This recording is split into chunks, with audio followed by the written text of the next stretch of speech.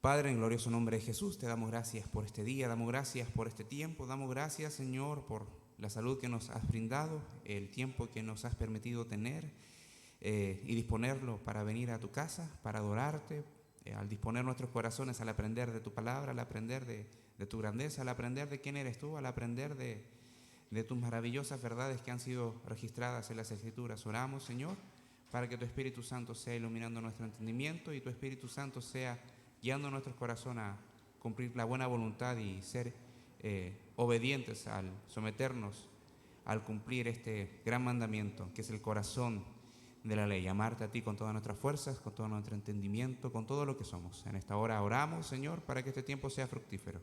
En el nombre santo de Jesús oramos. Amén. Bien, pueden tomar sus asientos.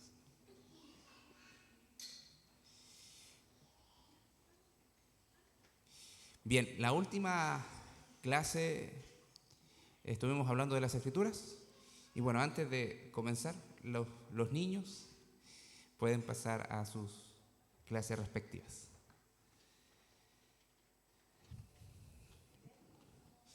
Bien, lo último, que fue lo primero que estuvimos hablando, que fue el inicio de esta serie que vamos a estar hablando de las Sagradas Escrituras, estuvimos hablando sobre qué era la Biblia o cómo nosotros podíamos definir qué son las Escrituras. Y no sé si alguno de ustedes se acuerda una de las dos definiciones que se hablaron ese día. Así que no sé si alguno tiene alguna memoria de ello, o si anda con los documentos que se pasaron ese día, también puede echarle un vistazo y leerlos, ¿no?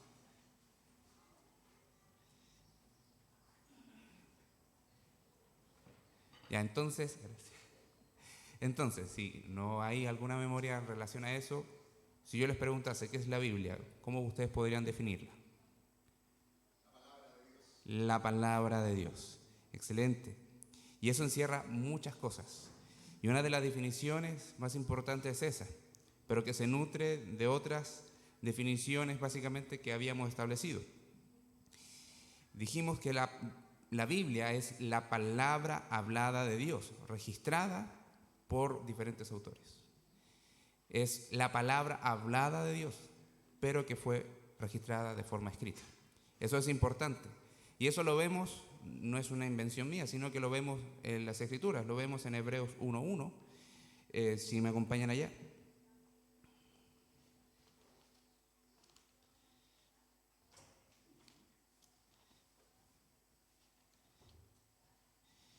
Hebreos 1:1. Si alguien lo encontró, le puede dar lectura a la palabra del Señor.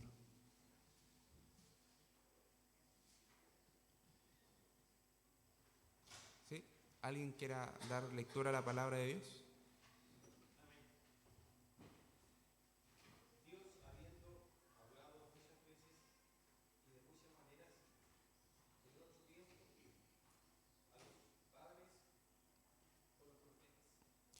Versículo 2 dice, sí, no se preocupe.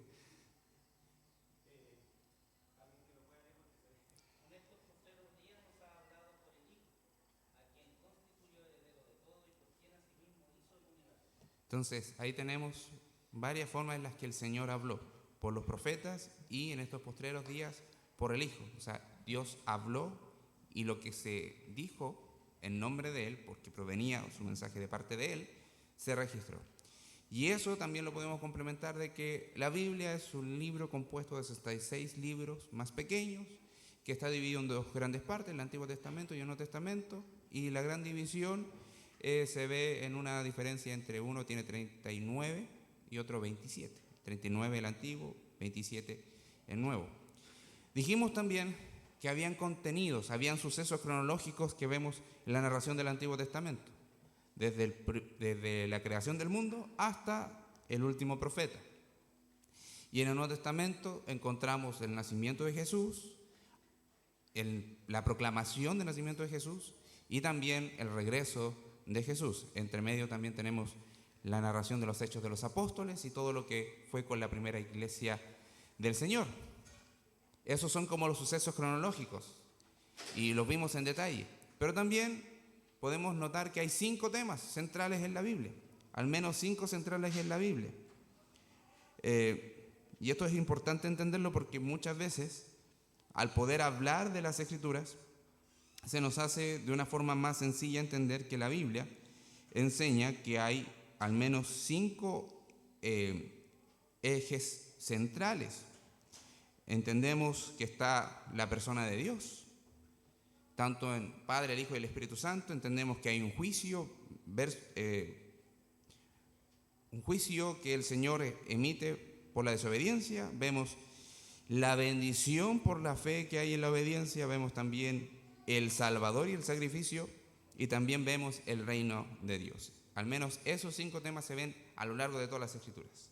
Eso como para partir y recordar un poco. Hoy día, como ustedes pueden ver en la pizarra, no en la pantalla, en la pizarra, dice, vamos a ver hoy la clase 2 y que nuevamente va a estar abordando las Sagradas Escrituras, fundamentalmente las funciones de la Biblia. Con eso terminamos la última vez, pero lo vamos a retomar porque es necesario profundizarlo. Así que para este fin necesito ayuda, hermano Roberto, si puede estar.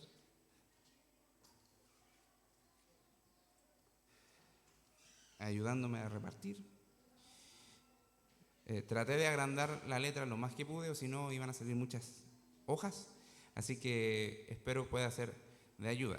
Pastor Matías, ¿quería preguntar algo? ¿Quería decir? Ya, okay. Bien, entonces, vamos a ver las funciones de la Biblia, y lo primero que vamos a estar haciendo es fijar nuestros ojos en el texto que hemos visto y ver lo primero que nos señala. Lo primero que nos señala es que hay una convicción, que la Escritura sirve para darnos convicción de pecado. Y si es verdad, nosotros entendemos que es obra del Espíritu Santo, pero el Espíritu Santo aplica lo que el Señor ya dijo, ¿sí?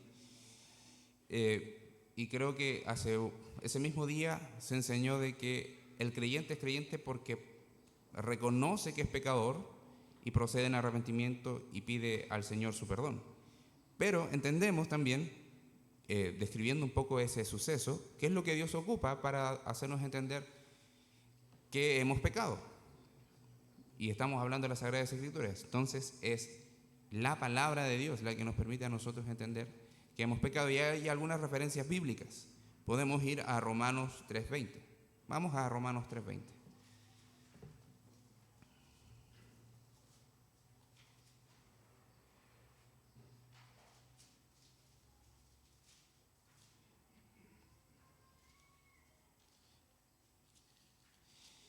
Bien, ¿alguien que quiera darle lectura a la palabra del Señor? Ya que por las obras de la ley ningún ser humano será justificado delante de él, porque por medio de la ley es el conocimiento del pecado. ¿Qué hace la ley de Dios? Nos da el conocimiento de ¿qué? De pecado. Entonces, y ahí está claro, o sea, nosotros no sabríamos qué es lo que es pecado si la ley no estableciera que esto es pecado.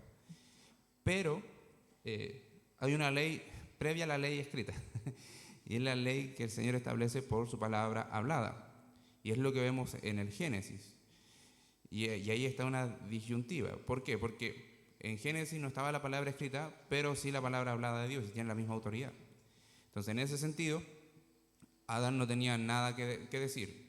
Si el Señor le dijo, no comerás de este árbol, no solamente era una instrucción, era ley. Entonces, al desobedecerla, cayó en pecado. Pero entendemos eso. La palabra hablada de Dios, la palabra escrita de Dios, es lo que nosotros entendemos que nos da el conocimiento del pecado. Y tenemos otras referencias bíblicas. Vamos a Gálatas 3:22 al 25.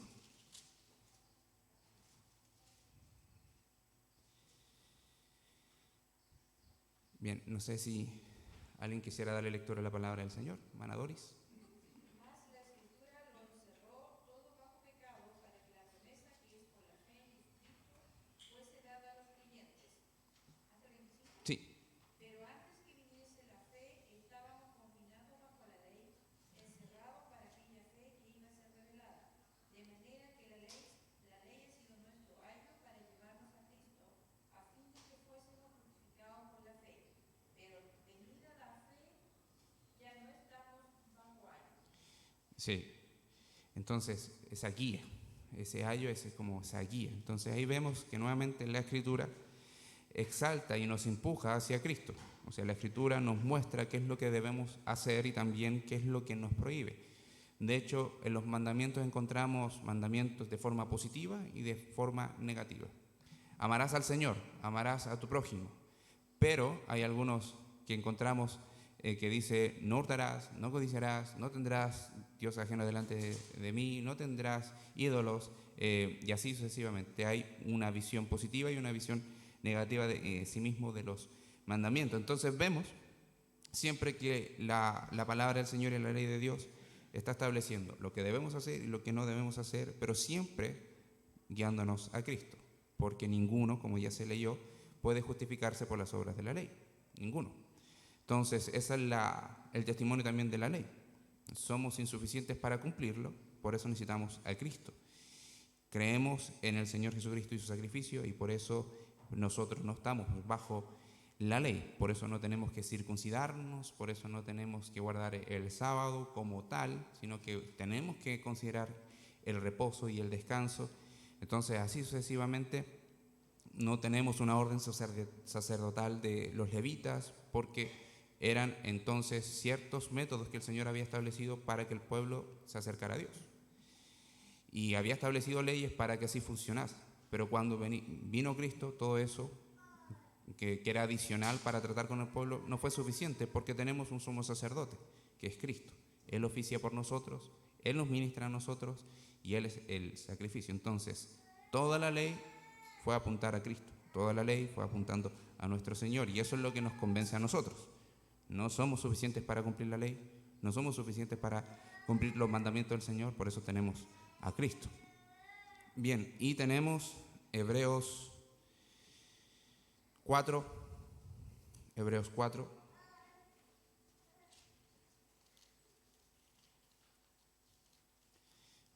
12 y 13.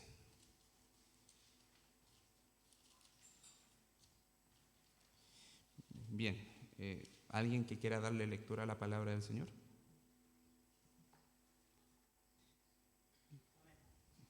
Porque la palabra de Dios es viva y eficaz, más constante que toda espada de dos filos, y penetra hasta partir el alma y el espíritu, las coyunturas y los tuétanos, y discierne los pensamientos y las intenciones del corazón. Y no hay cosa creada que no sea manifiesta en su presencia, antes bien, todas las cosas están desnudas y abiertas a los ojos de aquel a quien tenemos que dar cuenta. Así es. Este es un texto maravilloso, ¿no? Un texto que a mí me gusta demasiado. La palabra de Dios es viva y eficaz, que nos discierne, que nos expone, que nos quebranta, que nos traspasa y nos hace ver que estamos de nuevo delante de Dios. O sea, no tenemos nada que ocultar. ¿Y eso qué es lo que provoca? Lo provoca el Espíritu Santo por medio del testimonio de la ley de Dios, la palabra de Dios. Bien, hasta ahí. ¿Alguna pregunta, algún comentario en relación a este punto de la función de la Biblia en sí? ¿No? Bien, entonces, como función es importante. Si nosotros queremos convencer a alguien de su pecado, podemos tratar de explicarle lo más clara posible las Escrituras, partiendo del Evangelio y luego mostrándole en qué ha pecado, y esperamos. Y esperamos que el Señor haga la obra, como se dijo con anterioridad, y es algo que se va a estar repitiendo constantemente. No se trata de ganar discusiones. Por ganar discusiones vas a conseguir ganar. Pero si buscas exponer la palabra de Dios de forma correcta, adecuada, clara, entendible, incluso a veces utilizando ilustraciones que sean necesarias para personas que no están comprendiendo porque quizás no conocen el Evangelio, es necesario. El Señor puede bendecir eso y según su voluntad lo va a bendecir. De hecho, la palabra de Dios fue salida de su boca para convencernos de estas cosas. ¿Sí? Entonces, eso es necesario, entenderlo siempre. Segundo punto, dice corrección e instrucción. Entendemos que la Biblia es la que corrige al pueblo de Dios, es quien enseña de Dios, es nos enseña quiénes somos nosotros mismos y lo que Dios espera de nosotros. O sea, nos muestra sus mandamientos, nos enseña quién es Dios, nos muestra quiénes somos nosotros y nos muestra qué es lo que Dios demanda de nosotros. Y es interesante, es necesario que nosotros hagamos eso constantemente con ese sentido. Si vamos a ir a la palabra del Señor, el Señor siempre nos va a estar diciendo algo en lo cual estamos fallando, porque no somos perfectos ni impecables, o sea, sin pecado.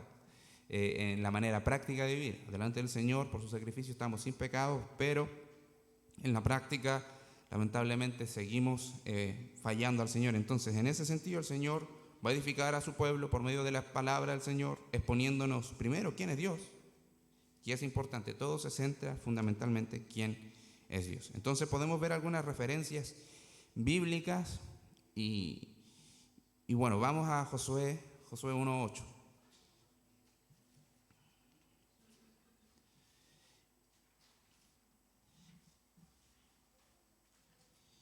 Y pareciese que este es como la antesala a un texto que se utiliza como caballito de batalla siempre cuando tenemos que aventurarnos a enfrentar lo desconocido, a enfrentar años que se vienen por delante, una nueva etapa.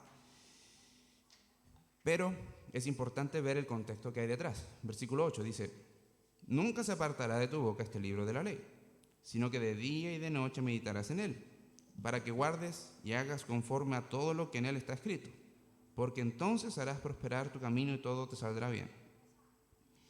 Entonces, ¿qué nunca se va a apartar de nuestra boca? La ley de Dios. Entonces, en ese sentido, nos está mostrando que al meditar en la palabra del Señor, nosotros vamos a ser conscientes de quién es Dios y qué es lo que nos demanda. Y después viene el versículo 9, que dice: mira que te mando que te esfuerces y seas valiente. No temas ni desmayes, porque Jehová tu Dios estará contigo en donde quiera que vayas.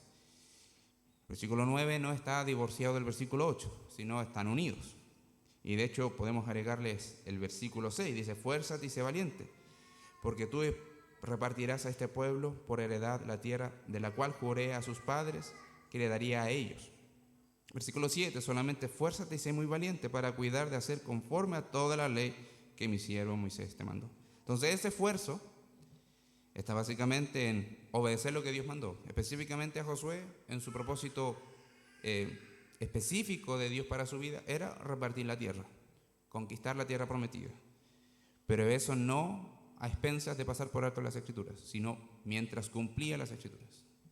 De hecho, cumplir con ese mandato de ir a conquistar la tierra prometida también era parte de obedecer a Dios, pero no a expensas de pasar por alto las Escrituras, sino sometido a las Escrituras. Entonces, ¿por qué era necesario esto para Josué? Porque a donde se iba a introducir la tierra de Canaán estaba habitada por muchas naciones o pueblos o tribus que tenían creencias paganas. Entonces, ¿cómo vamos a ser fuertes a un mundo que tiene muchas creencias paganas? Por las Escrituras.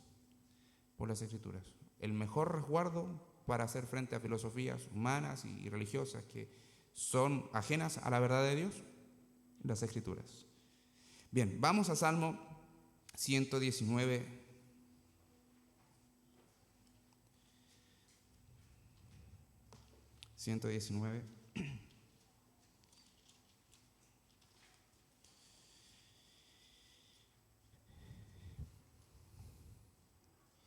Versículo 98-99.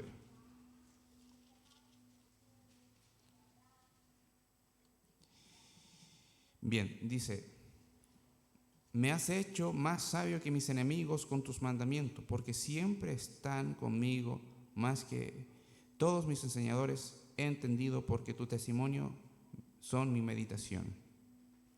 Entonces el Señor nos da sabiduría por medio de su ley y nos guarda. En ese caso, el escritor del Salmo da a entender que habían enemigos en su vida, pero por medio de la ley puede hacer frente a esas dificultades. Entonces, ¿cuál es la corrección acá a nosotros? ¿Cuál es la enseñanza de Dios a nosotros acá?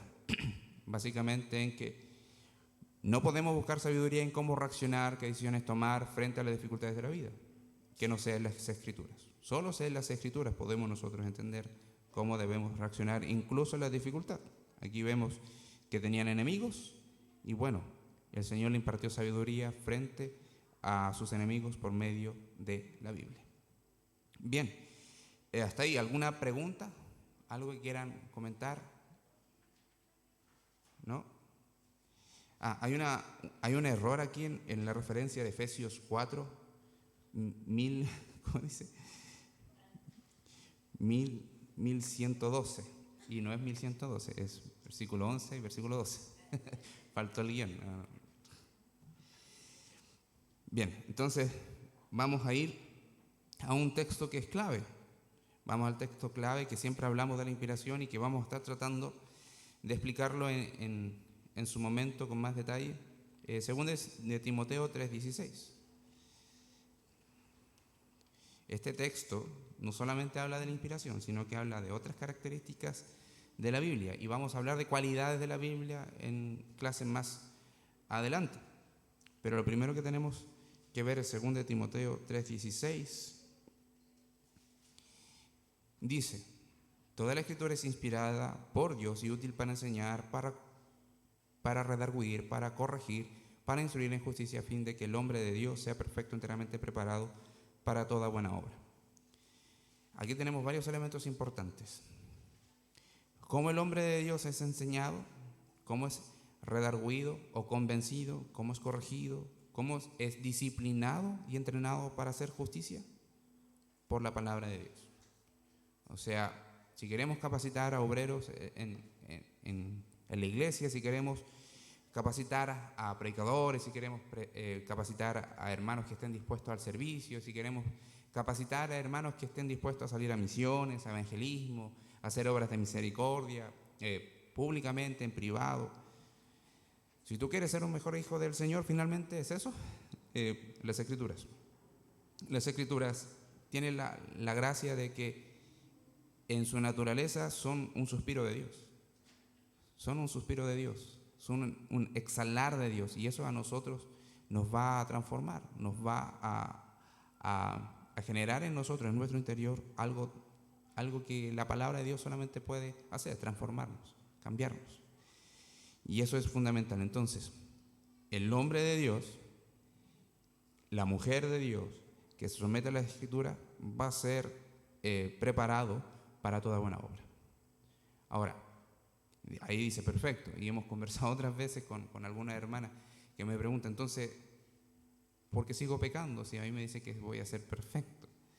Bueno, si siguiésemos al pie de la letra todos los mandamientos del Señor, seríamos perfectos, por supuesto. El problema no está en la ley, el problema está en nosotros, que si fallamos, no es porque la ley no sea perfecta, sino porque nosotros somos imperfectos. Entonces, ahí está. Si nos sometiéramos a la ley, andaríamos perfectamente. Pero por eso tenemos la gracia de parte del Señor de que vamos a estar arrepintiéndonos, y nos promete ser nuestro abogado y nos asegura que es nuestro abogado y que Él es fiel y justo para perdonarnos. Ahora, eso es una garantía para seguir perseverando en la gracia del Señor, ¿sí? Entonces, no es que hemos aprendido sabiduría en la palabra del Señor y soy perfecto. Vamos a ser perfectos en santidad, en la gloria. Eso no quiere decir que nos sirvamos al Señor hoy en esa dirección. Entonces, el Señor nos utiliza su palabra para mostrarnos quién es Él y para mostrarnos también lo que debe de hacer su pueblo. Bien, y aquí hay un término que dice fecundidad espiritual. Cuando lo estaba estudiando dije, quizás puede haber otro término que pueda ser un poco más amigable, pero después de darle la vuelta, dije, ok, MacArthur, tienes razón, voy a obedecer lo que tú dices. Y bueno, ahí muestra en términos sencillos que la palabra de Dios es la que se arraiga profundamente en los verdaderos creyentes y produce obras, y podemos ver una genuina manifestación de amor. Solamente la Escritura es la que puede convencernos de eso. Y de hecho, es la Escritura, por el poder del Espíritu Santo, la que nos trae la salvación. Vamos a Marcos 4.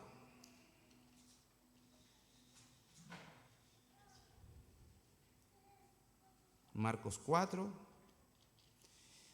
de los versículos del 1 al 20.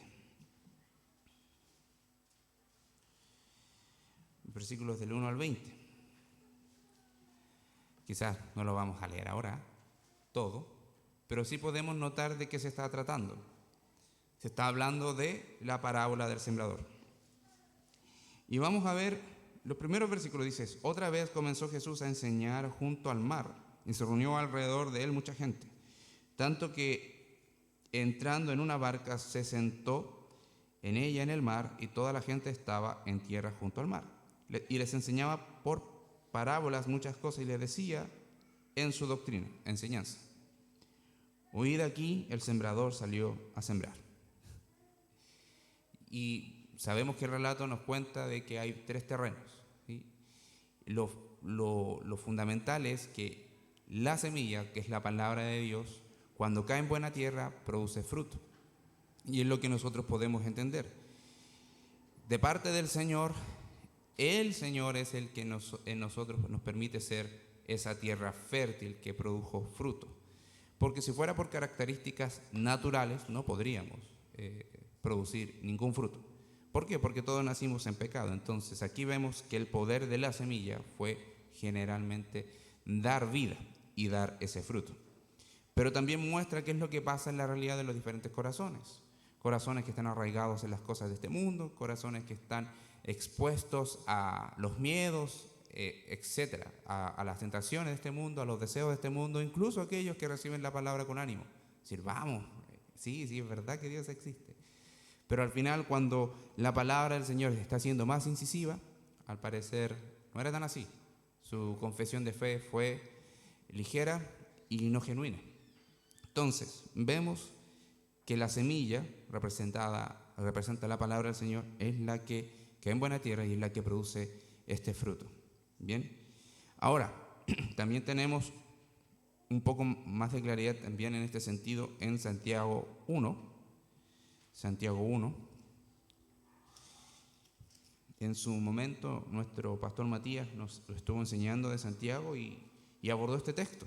Y tenemos Santiago 1, 22 al 25, que nos está hablando también de ser hacedores de la palabra, pero nos da la característica de por qué tenemos también de honrar esta palabra al obedecerla. Dice: pero sed hacedores de la palabra y no tan solamente oidores, engañándoos a vosotros mismos.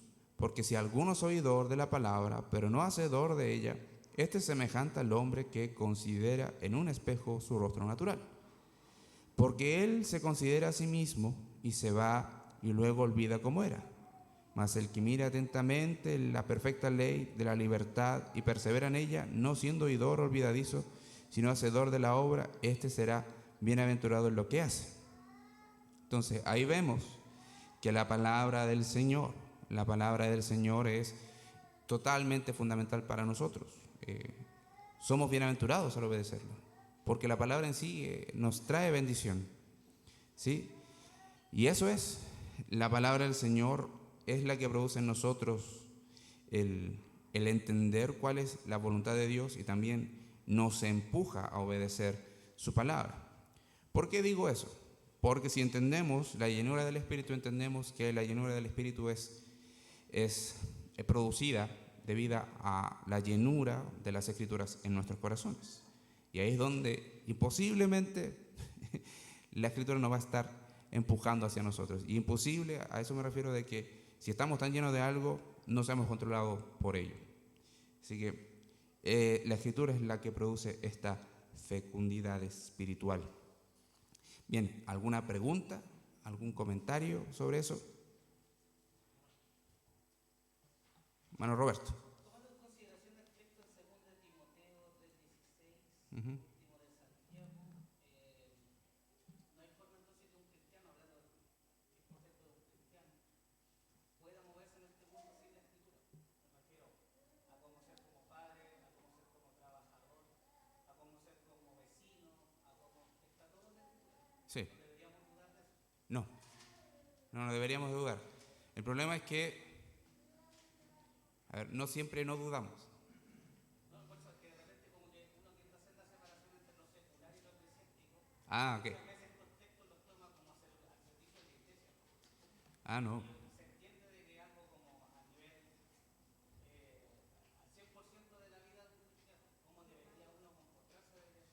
Sí, sí, de lo contrario seríamos una contradicción andante. Pues tendríamos dos vidas, tendríamos dos moralidades, tendríamos dos apariencias. Y no, es una que se manifiesta en diferentes áreas de la vida. Tenemos una vida y esa es la vida que el Señor quiere que reflejemos por medio de la Escritura, que somos hijos de Dios. Sí, es imposible. O sea, a veces,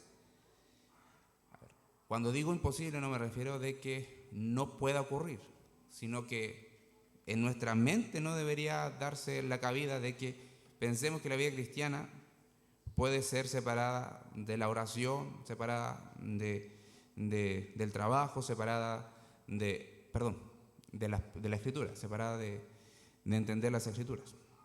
Porque si lo hacemos, probablemente no estamos perseverando en las Escrituras, probablemente somos débiles en el Señor, tenemos que ser enseñados, tenemos que tener consejería para evidenciar realmente si somos creyentes o no. Porque aquel que ha recibido a Cristo va a entender el consejo de Dios en que debe de someterse a la palabra de Dios, porque estamos bajo mandato. O sea, el Señor es nuestro Salvador, Él es el Señor y debemos de someternos y entendiendo la claridad de al menos de estas cualidades y funciones de la Biblia.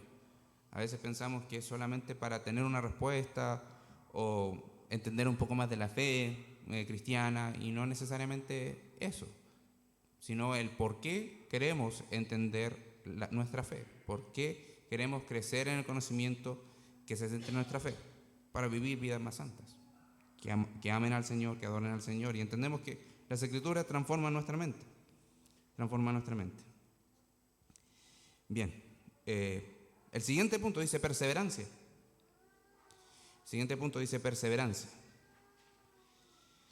Las Escrituras es la que usa el Espíritu Santo nuevamente para ayudarnos a soportar las pruebas, las tentaciones, a perseverar guardando en nuestros corazones la promesa de Dios y también sabiendo que Él lo que dijo lo va a cumplir. O sea, Dios no es un hombre que mienta, no es un hijo de hombre para que se arrepienta. Entonces, ahí entendemos nuevamente que el Señor, si prometió que te va a guardar, te va a hacer perseverar, lo va a hacer. ¿Y cómo lo vamos a recordar? ¿Cómo vamos a ser animados? Por la ley de Dios, por la palabra de Dios, que está centrada siempre en lo que a nosotros nos dio esta vida espiritual: Jesús, su evangelio. De hecho, si nosotros avanzamos en el conocimiento de las Escrituras, pero no buscamos cómo Dios está mostrando su evangelio en esa verdad de las Escrituras, estamos pasando por alto el centro que finalmente es la que nos está fortaleciendo, nos está edificando. Y en ese sentido podemos nosotros ver que el Espíritu Santo siempre nos va a estar guiando a Cristo. Las Escrituras siempre están dando testimonio de cómo vivir la vida cristiana en Cristo, y eso es muestra también de la perseverancia de Dios en nosotros, o la preservación de Dios en nosotros, que provoca nuestra perseverancia, estar constantemente en Dios y su palabra. Podemos ver algunas referencias. Dice Juan 10, 28 y 29.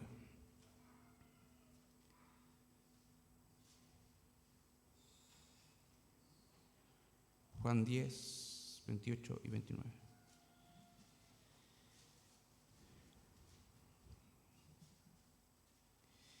Bien, ahora no sé si alguien quiera darle lectura a estos dos versículos.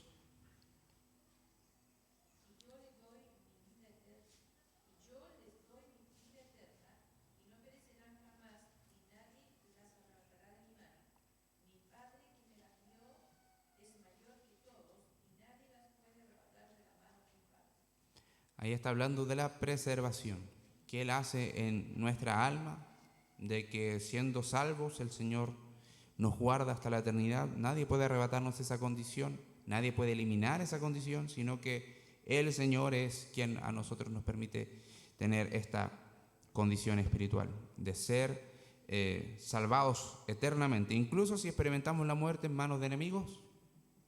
O sea, esto a nosotros nos suena raro hoy en día, porque no tenemos como enemigos declarados que nos anden buscando y quieran eliminarnos. Pero si lo leemos con la vista y la óptica del primer siglo, habían imperios, estaba el Imperio Romano que derechamente quería matar a los cristianos. Entonces, la iglesia primera, o la iglesia de los apóstoles, entendía perfectamente que por más que el cuerpo falleciese, su alma estaba segura con Dios.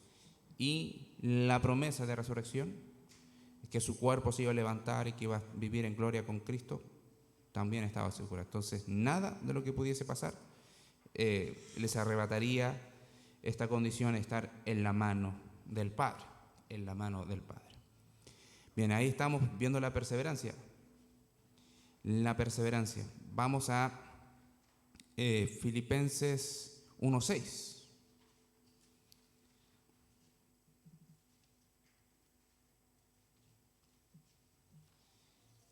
Filipenses 1:6. Este texto también es súper citado y es también muy hermoso, nos da confianza. Estando persuadido de esto, que el que comenzó en vosotros la buena obra la perfeccionará hasta el día de Jesucristo. ¿Y cómo perfecciona Dios su obra? Porque entendiendo que Dios es el que nos santifica por medio de su palabra.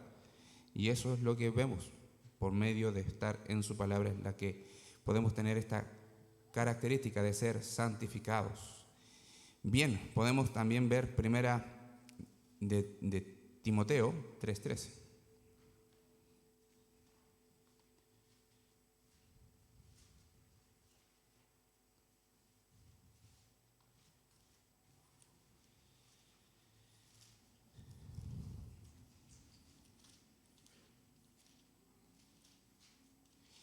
Bien, ¿qué es lo que dice? ¿Alguien que lo pueda leer? Por favor.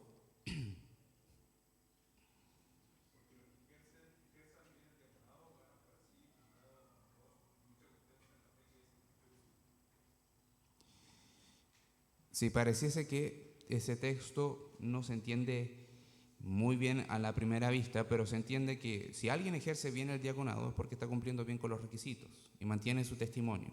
Y los requisitos se pueden tener solamente si es alguien obediente a la palabra del Señor dentro de su condición de ser un pecador en esta parte de la vida, en este lado de la eternidad. Entonces, gana un grado honroso y se ve su perseverancia. ¿Qué está queriendo decir? Se le reconoce en la congregación, en medio de la congregación, como pueblo de Dios, como iglesia de Dios, que tenemos confianza en que está ejerciendo bien su diaconado, y eso es muestra de su perseverancia. Eso es muestra de su perseverancia. Entonces, eso también nosotros entendemos que es por medio de las Escrituras. A alguien, un hermano que el Señor lo honró, ser reconocido diácono, es debido a que su servicio, su testimonio estuvo conforme a las Escrituras, y eso lo reconoce la iglesia. Entonces ahí lo vemos, el testimonio de Dios sobre sus hijos que son obedientes. Bien, y también podemos pasar a Primera de Juan 2:14.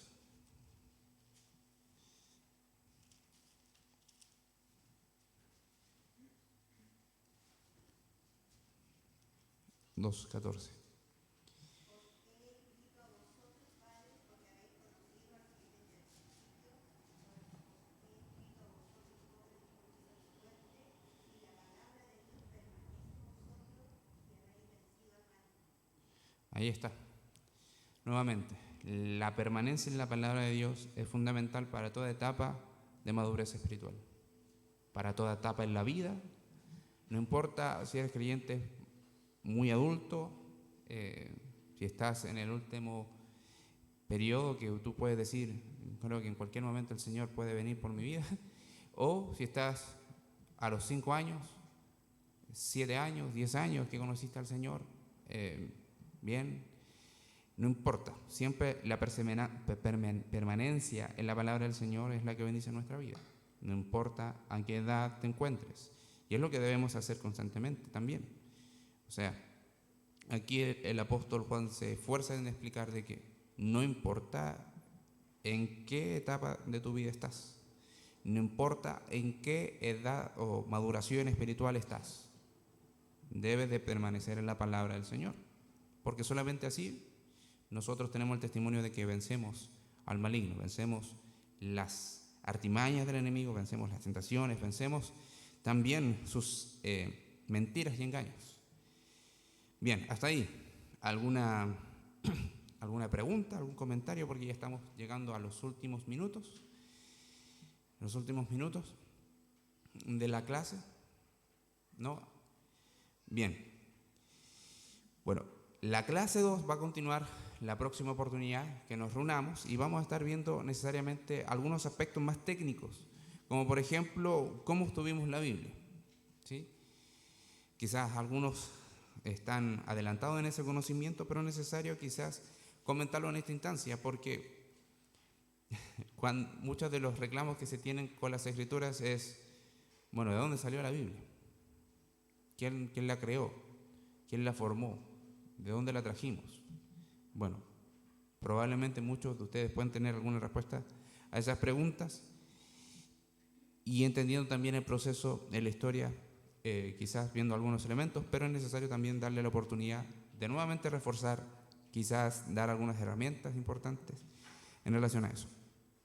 Eso como paréntesis para anunciar también los últimos 2 puntos que nos quedan. Y ahí está escrito cuando hablamos del gozo y deleite que nos produce la palabra del Señor. Vemos un salmo que fue muy recurrido en la acción de gracias. Los juicios de Jehová son verdad, todos justos, deseables, son más que el oro y más que mucho oro afinado y dulce más que miel y que la que destila del panal. Eso es importante. Hay algunos hermanos que hablan en este sentido de que mientras meditemos en la palabra del Señor se va a convertir un deleite en nosotros, en la palabra del Señor. En lo particular, yo creo que es apreciar realmente lo que el Señor ha dado como testimonio de lo que la Escritura es. Sí, vemos, la Escritura es la palabra de Dios y entonces aceptarlo así, vamos a decir, es verdad. Y si tuviésemos la oportunidad de tener una vida de riquezas, una vida llena de la palabra del Señor, ¿podemos hacer esta diferencia como hace el salmista? ¿Deseo más el oro o las Escrituras? Y eso es importante muchas veces hacernos esas preguntas en nosotros, porque estas tentaciones pueden surgir de muchas maneras, incluso en términos laborales. Escuché testimonios por ahí de hermanos que se querían dedicar a la política y tenían cargos en la iglesia, pero que tuvieron que renunciar a su cargo en la iglesia porque su cargo en la política, no es que todos los políticos sean así, que la política en sí sea corrupta, pero iba a estar, vamos a decir, hermano, no sea iluso, pero no quiero tacharlo de esa manera, pero en sí hay algunas personas que renunciaron a ser fieles a la Escritura porque en el ambiente que iban a estar llenos de pecados que incluso ellos iban a tener que cometer. Entonces, a veces los puestos en los trabajos, cómo llegamos a ciertos puestos en los trabajos, o las cosas que el Señor te está presentando justamente en la etapa de la vida. ¿Quieres servir al Señor? O te ofrezco este puesto en una empresa que te va a permitir servir al Señor en cierta medida, pero vas a tener mucho más dinero. Y la proyección ministerial que podría haber tenido se olvida. Ahora, no quiero decir que como con un buen puesto en un trabajo no se puede servir al Señor, pero todo va a depender de la voluntad de Dios que quiera para tu vida. O sea, de forma personal. Si a mí me ofreciesen quizás tener un gran puesto como director, por ejemplo, en una escuela, o servir al Señor, no me pierdo y no lo pienso 2 veces. Me voy como a servir al Señor. Voy a servir al Señor. Entonces, ahí está. Muchas veces la palabra del Señor nos va a estar pidiendo a nosotros renunciar a cosas. La palabra del Señor. Y tenemos que verlo así. Porque deseables son más que el oro, más que mucho oro afinado. Ni siquiera cualquier oro, sino mucho oro afinado. Así que el Señor nos ayude a ver el gozo y deleite que podemos encontrar en la Escritura. Entonces, por último, entendemos que la Biblia es la autoridad suprema en la doctrina y la conducta. Y eso está también en nuestra declaración de fe. La Escritura es nuestra norma de fe y práctica. O sea, lo que creemos no es que se me ocurrió a mí y lo inventé, o estuve consultando por ahí y descubrí que, y eso lo creo. No. Si la Escritura está apoyando eso, lo creo. Si la Escritura no lo apoya, no lo creo. O no lo hago parte de mi sistema de creencias que se basan en el Evangelio de Cristo. Y también así en la conducta. Y esto es un ejemplo súper claro. O sea, si creemos algo, debemos de actuar conforme a eso. Si no actuamos conforme a lo que creemos y decimos creer, bueno, ahí viene el arrepentimiento. O ahí se ven testimonios de personas que son incongruentes y que finalmente terminan saliendo de la iglesia porque no se quieren ajustar a los parámetros del Señor. Bien, entonces vemos algunas referencias bíblicas. Tenemos algunas referencias bíblicas. Lucas 10:26.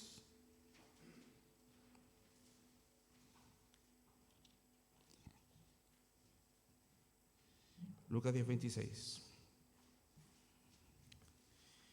Dice, él le dijo, ¿qué está escrito en la ley? ¿Cómo lees? Aquel respondiendo dijo, amarás al Señor tu Dios con todo tu corazón y con toda tu alma y con todas tus fuerzas y con toda tu mente y a tu prójimo como a ti mismo. Aquí podemos desglosar el mandamiento. Está apelando a todas las dimensiones del ser humano. Algunos que han estudiado un poco de cómo se compone el ser humano, entendemos que hay un aspecto físico y un aspecto espiritual. Y en esa composición orgánica que el Señor le dio al ser humano como tal, vemos diferentes áreas. La espiritual, vemos la moral, vemos también el tema, nuestra información genética y así sucesivamente, la mente. Y es lo que el Señor establece acá. Apela a todas las áreas. Y es redundante con todo tu corazón, con toda tu alma, con toda tu fuerza y con toda tu mente. ¿Y por qué es redundante y es enfático en este mandamiento? Porque si tenemos que amar con toda nuestra mente, tenemos que llenar nuestra mente del conocimiento del Señor. Si me pide con todas mis fuerzas que le ame, bueno, mi esfuerzo día a día en obedecer al Señor y amarle a Él. Si es también con toda mi alma, con la esencia de mi existencia. O sea, ya partiendo de eso es la esencia de mi existencia. Y también cuando habla de corazón, el centro de nuestra personalidad. El centro de nuestra personalidad, de lo que sentimos y pensamos. No olvidemos el sentir, porque a veces pareciese que el sentimiento no es parte de nosotros y es fundamental en nosotros. Es fundamental en nosotros. Entonces, en ese sentido, como seres racionales y emocionales, debemos de amar al Señor con todo lo que somos. Bien, John Stott dice, ¿qué es la Biblia? Respondiendo a esa pregunta, la Escritura es el cetro real por el cual el Rey Jesús gobierna a su iglesia. Y la iglesia debería decir, amén. Entonces, en eso nosotros vamos a perseverar. Así que, ¿algún comentario? ¿Alguna apreciación? ¿Alguna pregunta? Bueno, si puede echarle un vistazo al documento en la semana, hágalo. No sé si lo habrá hecho con el otro, pero si no lo hizo, repase los dos. Es necesario, siempre es bueno recordar algunas cosas, ver algunos detalles, subrayar dudas, preguntas. Es necesario también temas que tengan que ver con la Biblia la próxima semana. Si tiene alguna cosa como importante que tratar, menciónela para que nosotros podamos estar también hablándolas. Pero como ya les mencioné, la próxima semana vamos a estar hablando de cómo obtuvimos la Biblia, a términos generales, porque si no tendríamos que tener muchas horas, no necesariamente en el mismo día, pero sí mucho rato hablando de la arqueología bíblica. ¿Sí? Bien, entonces, eso. Así que vamos a estar orando al Señor, agradeciendo este tiempo, y vamos a poder pasar al break. Padre, en glorioso nombre de Jesús, te alabamos, te bendecimos, te exaltamos.